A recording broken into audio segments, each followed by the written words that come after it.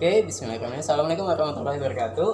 Ya, buat siswa-siswa Abi kelas 10 ya, ini Abi buatin rekaman bagaimana cara untuk membuat tugas ya, tugas interpretasi citra. Nah, ini tugasnya sudah disiapkan. Ya, ini silakan nanti kalian bisa ambil di koperasi ya. Ini adalah citranya, contoh citranya.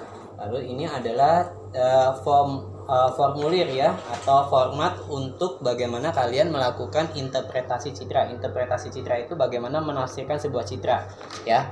Nah, ini kan citranya, ini pura-puranya citranya karena kita nggak punya yang aslinya, yang versi printnya nggak apa-apa lah.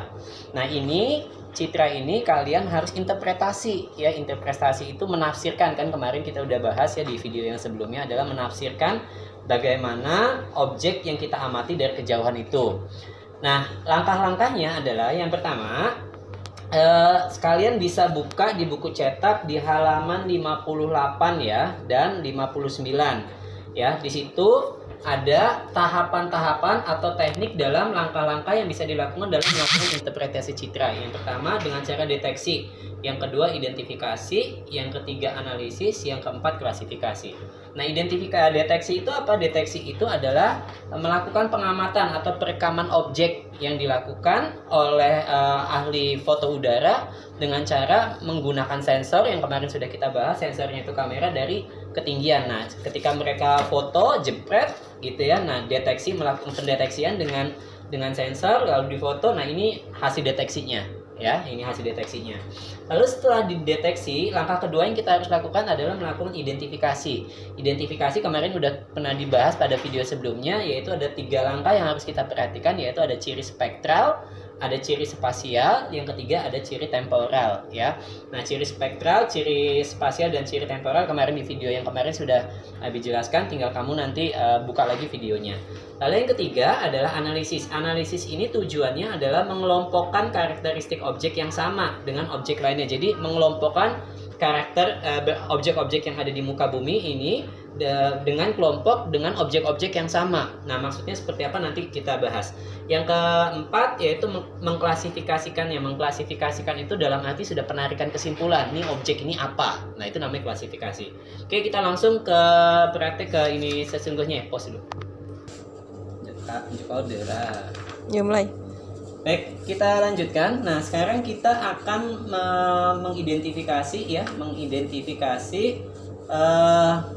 citra yang ada ya dengan unsur-unsur yang ada pada kolom ini ya, format kolom ini. Nah, yang pertama yang perlu kita lakukan adalah apa tadi yang perlu kita lakukan adalah melakukan identifikasi ya, melakukan identifikasi. Jadi identifikasi nanti Abi fotoin ya, identifikasi dari mulai ciri spektral ya, ciri spasial, dan ciri temporal nanti Abi fotoin, nanti Abi kirim ke grup, silakan nanti dipelajarin. Nah, oke, sekarang yang perlu kita lakukan adalah di sini ada 2 perintah yang itu kalian harus mengisi tiga objek ini. Yang pertama objek yang berbentuk alamiah dan objek yang berbentuk bentuk buatan ya.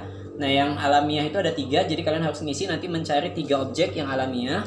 Lalu yang bentuk buatan 3 objek juga. Nah, sekarang kita bahas dulu apa itu bentuk alamiah dan bentuk buatan. Bentuk alamiah itu adalah bentukan yang ada di muka bumi yang terjadi secara alami ya. Misalnya contohnya gunung ya, atau misalnya pantai, sungai, lalu apalagi hutan bakau, rawa ya, lalu nanti muara sungai. Nah, itu adalah bentukan-bentukan yang merupakan bentukan-bentukan alamiah atau pinggir-pinggir sungai. Nah, itu terjadi secara alamiah. Nah, lalu kalau yang dimaksud dengan bentukan buatan itu apa? Bentukan yang memang dia terjadi di permukaan citra ini karena dibuat oleh manusia. Contohnya apa? Ini jalan misalnya, gitu ya, atau rumah, pemukiman, atau jembatan, ya, mobil, ya, gedung sekolah. Nah, itu adalah gedung sekolah itu adalah merupakan bentukan buatan ya, jelas ya. Jadi nanti kamu cari dari sini objek mana yang merupakan objek alamiah dan objek mana yang merupakan objek buatan. Oke ya, gitu ya. Nah, kalau sudah, kamu perhatikan dulu gambarnya. Kalau sudah, yang perlu kamu lakukan sekarang adalah mengidentifikasinya. Nah, caranya kamu tentukan, ini sudah Abi bantu, misalnya kamu buat satu, ini ada 3 nomor. Nah di sini objeknya, jadi objeknya itu diberikan kode, misal 01, 02, 03. Ya, nanti untuk yang objek buatan supaya lain, jangan kamu buat 01, 02, 03, kamu buat misalnya A, ya, B, C. Nah gitu, supaya membedakan dengan objek yang alamiah, jelas ya. Nah ini tetap kamu tulis 1, 2, 3 gitu ya, karena kan 3 objek. Nah sekarang kita lihat dulu yang alamiah. Nah misalnya yang alamiah apa? Di sini ada gambar sungai. Nanti walaupun nggak semuanya dapat gambar yang ini ya, nanti mungkin dapatnya gambarnya macam-macam. Kamu lihat yang alamiah apa? Oh misalnya di sini ada gambar sungai nih kayaknya. Oh sungai kasih kode 01. Nah tulis kamu di sini 01, ya. Lalu kamu lihat lagi ada nggak sungai di tempat lain? Kalau ada, kamu kasih 01 juga, supaya dia itu memiliki kode yang sama-sama sungai.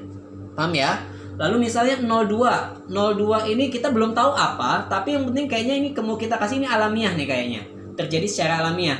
Nah ini Abi kasih kode 02. Di sini juga ada, kasih juga 02. Ya, oh di sini juga ada, kasih juga 02 gitu. Berarti dia memiliki kesamaan, karakternya sama-sama alamiah dan memiliki lokasi yang sama-sama daerah pinggir sungai. Berarti kodenya sama. Nah, supaya enak kamu kasih gini dulu, kamu kasih deliniasi namanya, dilingkarin. Ya dilingkarin pakai pena yang warnanya mencolok ya, boleh pakai pena merah, spidol merah atau spidol biru gitu, biar membedakan dengan objek yang ada di sekitarnya. Oke ya. Nah ini yang tiga apa misalnya Abi buat misalnya ini ada apa seperti daerah rimbun ya, nggak tahu nih kebun atau apa. Nah ini 03. Nah di sini lagi Abi buat di sini 03, Abi lingkarin di sini. Ya, oke, ini 03. Nah, mana lagi yang 03 misalnya? Ya nanti pada peta yang lain sama. Berarti ini buat 03. Nah, sekarang kita masuk kepada ciri spektral ya, kepada ciri spektral. Kita lihat warnanya seperti apa? 01. Ke 01 dulu. Warnanya seperti apa? Warna itu adalah kualitas gelap dan terangnya suatu objek. Nanti kamu bisa lihat ya, nanti Abi fotoin di sini. Ya, dan Abi fotoin sini, nanti Abi kirim. Warna itu intinya melihat ya objek tersebut berdasarkan tingkat kecerahannya. Nah kita lihat 01 apa? Kayaknya warnanya terang atau gelap? Kayaknya terang atau gelap? Terang atau gelap? Nah gelap. 01 terang atau gelap? Gelap.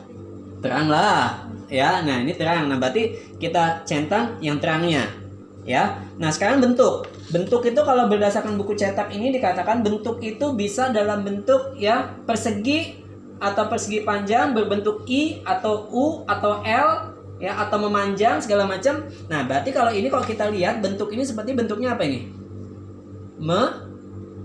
Memanjang. Berarti tulis di sini memanjang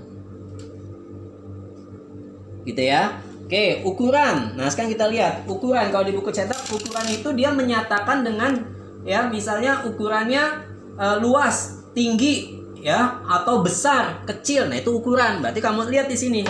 Kamu lihat kira-kira kalau dari sungainya ini ukurannya apa? Ukurannya besar ini ya, kelihatannya ya. Nah, besar. Berarti di sini tulis besar. Nah, gitu.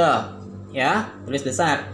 Lalu selanjutnya tekstur. Tekstur itu adalah menyatakan halus atau kasar ya, objek itu dilihat dari gambarnya. Nah kalau kamu lihat teksturnya sungai ini, air sungai ini kelihatannya halus atau kasar? Halus. Berarti tulis di sini teksturnya halus gitu ya. Pola. Nah sekarang pola itu kalau kita lihat di buku cetak, pola itu merupakan susunan keruangan objek yang ada di permukaan bumi. Melalui pola kita dapat mengetahui gambaran objek melalui ciri-ciri objek tersebut. Misalnya sungai, polanya terdiri dari dendritik, rektangular, anular maupun paralel. Ya, atau ada yang linier itu memanjang, berkelompok, namanya berkelompok, ada yang menyebar. Nah kita lihat, kalau ini kayaknya sungainya ini polanya apa? Polanya memanjang ya. Nah memanjang misalnya, atau linier, polanya linier atau memanjang, tulis gitu lah. Nah terus yang selanjutnya adalah bayangan ya, unsur bayangan. Kita lihat sungai ini punya bayangan nggak? Objek ini nggak ada. Nah berarti kita tulis tidak. Nah atau kita buat ya seperti ini. Nah gitu boleh, berarti tidak ada bayangan. Nah situs Situs itu apa? Situs kita baca. Situs itu adalah letak suatu objek terhadap objek lainnya di lingkungan sekitarnya, ya. Juga diartikan sebagai letak geografi, yaitu letak atau kedudukan suatu wilayah terhadap wilayah sekitarnya. Misalnya situs tanaman teh terletak pada tanah yang miring karena teh menghendaki sirkulasi air yang baik. Situs pemukiman yang berada di sekitar jalan sebagai akses bagi penduduk. Nah, jadi situs itu ya dia menentukan letak, ya. Biasanya dia menentukan letak suatu objek, ya, yang dilihat dari objek lainnya. Nah, misalnya aja gini. Kalau 02 ini, ya, misal 01, kita masih bahas 01 ya. Nah, 01 nih. Nah, kalau kira-kira menurut kamu air begini bisa ada itu tempatnya di daerah dataran tinggi atau dataran rendah? Dataran tinggi bisa. Sungai. Dataran rendah. Dataran rendah, nggak mungkin ada air di daerah dataran tinggi. Pasti air itu akan mengalir dari tempat yang tinggi ke tempat yang rendah. Pasti ini adalah titik terendah sungai ini. Nggak mungkin ini menjadi titik tertinggi. Kalau ini titik tertinggi, ininya banjir. Nah, maka ini menjadi titik terendah. Nah, berarti situsnya adalah rendah, dataran rendah. Nah, gitu. Asosiasi. Nah, kita baca asosiasi. Apa asosiasi? Unsur ini digunakan untuk menghubungkan suatu objek dengan objek lainnya karena suatu objek memiliki keterkaitan dengan objek lainnya. Contohnya misalnya contoh ya, atau 01 ya, bisa jadi daerah ini ya situsnya ini merupakan nah ini atau ini ya, misalnya nanti kalau ini yang buatan ya, ini pasti kalau ngelihat ada bentuknya seperti ini, terus ada mobil, ini kira-kira tempat apa nih? Ya, tempatnya terbuka ya, lalu ada atap, lalu ada mobil di sininya, ini kira-kira apa? Bisa jadi ini terminal, kalau nggak tempat parkir nih, jangan-jangan gitu. Karena asosiasi kita ini ada bis. Nah, lalu ini berada di pinggir jalan. Lalu ada gedung yang bentuknya letter U seperti ini. Ini kayaknya nggak mungkin kalau rumah orang ini. Ini pasti asosiasi kita kalau nggak terminal, kalau nggak tempat parkir. Nah, itu seperti itu contohnya. Ya, jadi kalau asosiasinya ini apa misalnya? Ini sungai ya, lalu ini wilayahnya wilayah rame. Berarti asosiasinya adalah sungai di tengah kota. Nah, gitu lah. Kenapa? Karena ini tempatnya rame, gitu. Pemukiman rame. Lalu ini ada jalan besarnya. Nah, jadi ini nggak mungkin sungai di hutan, tapi sungai di daerah pemukiman padat atau sungai yang ada di tengah kota. Nah, itu contohnya untuk yang bentuk alamiah. Paham ya? Oke, kalau paham, kita akan lanjutkan ke bentuk yang buatan. Pus. 3, 2, oke. Sekarang kita masuk ke bentuk yang buatan. Contoh, Abi kasih ini objek 1 ya, Abi kerjain 1. Misalnya kita lihat yang ini. Nah, nih. Abi mau iniin yang ini. Nah, ini yang Abi delineasi. Ini cuma 1A, karena di tempat lain kayaknya nggak ada, berarti cuma 1.